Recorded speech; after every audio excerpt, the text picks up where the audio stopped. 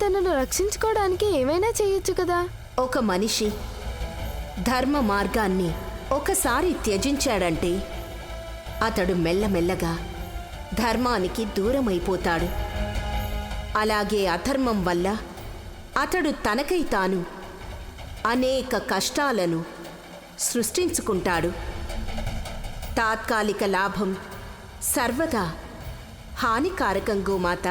కానీ మాత, సంతోషి వంటి స్త్రీ ధర్మ మార్గాన్ని అంత తేలిగ్గా వదిలిపెట్టదుగా. అలాగే ఆ వృద్ధ మహిళ కూడా సహాయం చేస్తుంది కదా, ఎందుకంటే సంతోషి చాలా మంచి పిల్ల. అందుకే మాత, మీరు కూడా ఆమె పట్ల సహానుభూతి చూపించాలి. అవసరం ఉందన్నప్పుడు సంతోషి పట్ల నా సానుభూతి సర్వదా ఉంటుంది. కానీ వృద్ధ మహిళ సంతోషికి సహాయం చేసినా కూడా సంతోషికి సహాయం అందదు గోమాత. మీరు ఇలా ఎందుకంటున్నారు మాత? ఎందుకంటే సంతోషికి ఇంతవరకు సంపూర్ణంగా సత్యం తెలియదు. కఠిన పరిస్థితులలో మనిషి తన ధర్మం విడిచిపెట్టడం సముచితం కాదు కదా గోమాత.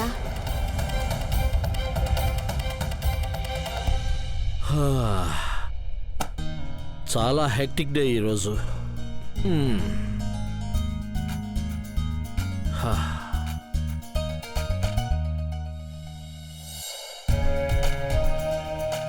ఏ లోకంలో మునిగిపోయావు మధు? ఆయన అలా నవ్వుతున్నావు ఎందుకు? ప్రతాప్, రేపు ఉదయం మీరు ఆఫీస్కి లేటుగా వెళ్ళండి. అరే మధు, నువ్వు వద్దంటే నేను రేపు ఆఫీసు కూడా వెళ్ళను. ప్రతాప్, సర్లే చెప్పు, ఏంటి సంగతి? సంగతి ఏంటంటే రేపు నాగపంచమి. రేపు ఉదయం మన ఇంట్లో కనీ విని ఎరుగని అద్భుతం జరగబోతుంది. అరే వా, ఈ నావ గురించి మనం ఎన్నో రోజులుగా వింటున్నాం. ఇప్పుడు ఈ నావ తుఫాను మధ్యలో చిక్కుకొని ఉన్నప్పుడు దాని పరిణామం ఎలా ఉంటుందో చూసి తీరాల్సిందే. అంతే కదా, అందుకేగా సంతోషం.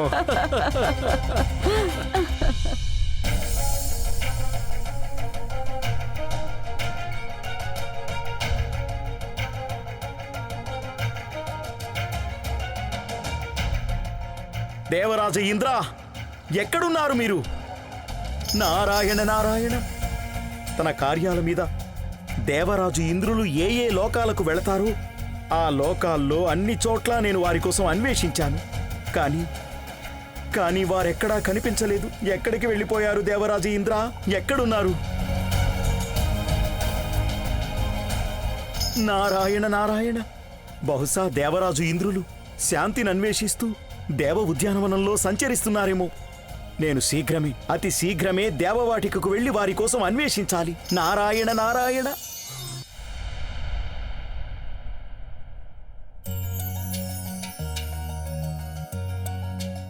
సంతోషి, ఏం చేస్తున్నావమ్మా? అది పూజ చేస్తున్నానంటే. నువ్వు ఇక్కడ పూజ చేస్తున్నావా? ఏ ఆంటీ, ఏమైంది? దీనికి ముందే సంతోషి మాత నీ విన్నపాన్ని ఎప్పుడో ఆలకించేసింది. అంటే నాతో రా. రామ్మా, చెప్తాను.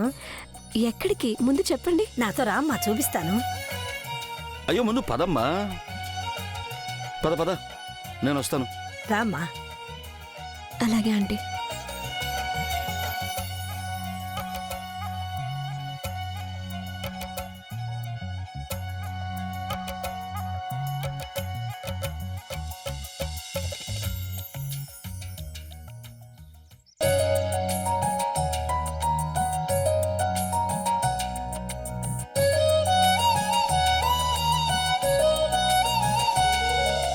ఎలా ఉందమ్మా మా సర్ప్రైజ్? చాలా బాగుంది. మనం సంతోషి మాతనైతే ప్రత్యక్షంగా దర్శించుకోలేం, కానీ ఆమె వాహనాన్ని అయితే పూజించగలం కదా.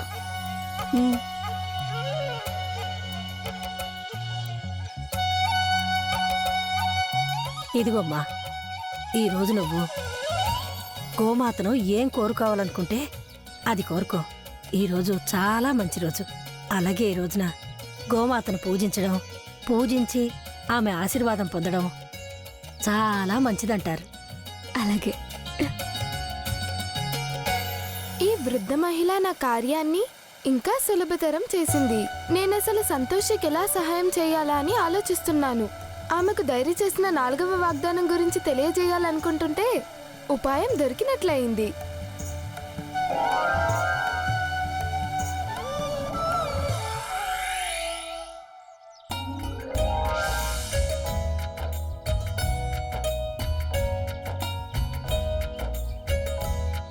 చూడండి, గోమాతను పూజించిన తర్వాత సంతోషి ఆత్మవిశ్వాసంలో ఎంత పరివర్తన వస్తుందో చూడండి.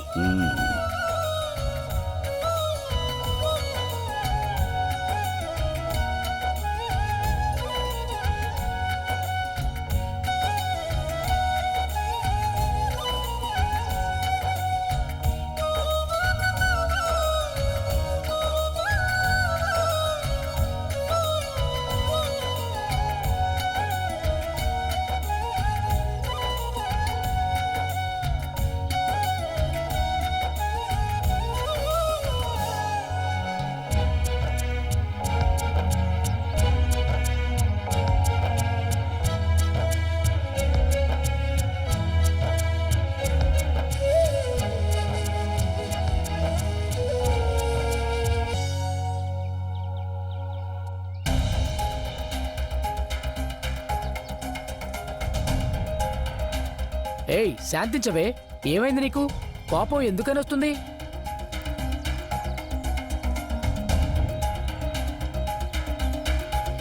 ఇదే మంచి అవకాశం.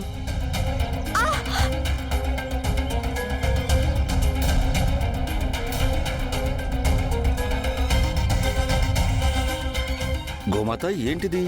ఏంటి మీరు చేసింది? సంతోషికి ఏది మంచిదో అదే చేశాను. క్షమించండమ్మా, మా ఆవు ఎప్పుడు ఎవరిని ఏమీ అందు. అర్థం కావట్లేదు ఈరోజు ఎందుకు ఇలా ప్రవర్తిస్తుందో. ఏం పర్లేదులే, అప్పుడప్పుడు ఇలా జరుగుతూనే ఉంటుంది. నా చీరంతా పాడైపోయింది. నేను మళ్ళీ ఇప్పుడు ఆకుపచ్చ చీర కట్టుకోవాలి. నేనిక్కడికి సంతోషిని తన స్థైర్యాన్ని పెంచడానికి తీసుకొచ్చాను, కానీ ఏదీ సవ్యంగా జరగలేదు. ఇప్పుడు నేనేదో ఒకటి చేయాలి. సంతోషి, అమ్మ ఏం కంగారు పడుకో, అంతా మంచి జరుగుతుంది.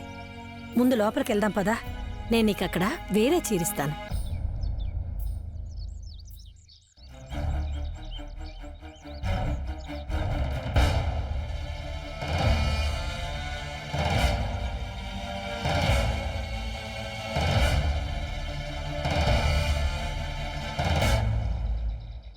హే సంతోషి మాత, మా సంతోషి పసుపు కుంకుమల్ని కాపాడు తల్లి. మిస్టర్ తేజ్పాల్, 4 కోట్ల డీల్ ఇది.